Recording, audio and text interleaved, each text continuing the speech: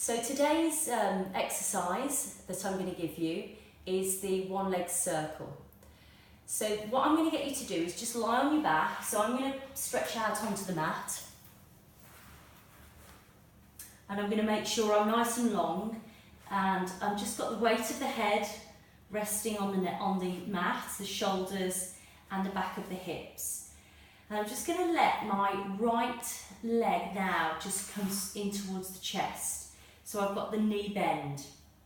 Now from here I'm going to make sure that the waistline on both sides stays nice and long. The arms come to the side of the body, and I'm just going to get you to bring the knee so it floats up somewhere just over the top of that right hip, and the shin's going to stay still and parallel.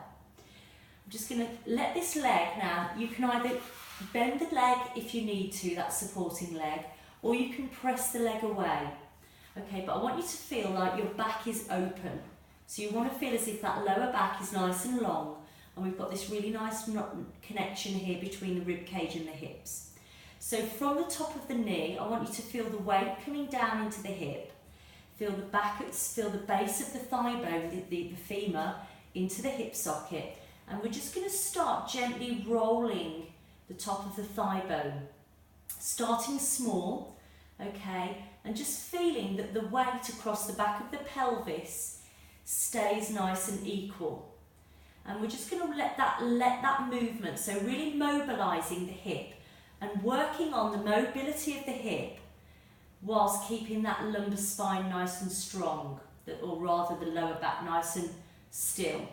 And then I want you to just keep that movement going. If you want to try stretching the leg up, making sure that we're not too much in the thigh here, you can circle the leg from this position. Okay? So then from here, we're going to reverse the circle. So we're going to go round the other way. And again, just trying to keep that sense of heaviness through the back of the head, shoulders and hips, making sure we're strongly connected into the arms and of course this left supporting leg. I'm then going to get you to bring the knee into the chest and then just slide that right leg away. So now we're supporting with the right leg, the left thigh bone comes in. And again, I want you to just bring, if you feel anything too much here in the activity of the thigh, just draw the knee closer towards the chest. So we'll start with the small circles, and again this is really good if you're a beginner. You're really looking that you've got the mobility in the hip without using your lumbar spine to make the move. Okay, so if you want to create a little bit more here, again if you've got the flexibility in the back of the leg, we can go with the leg lengthened out, and again we can go a little bit bigger depending on the challenge. So the smaller you go, the more control you're going to have.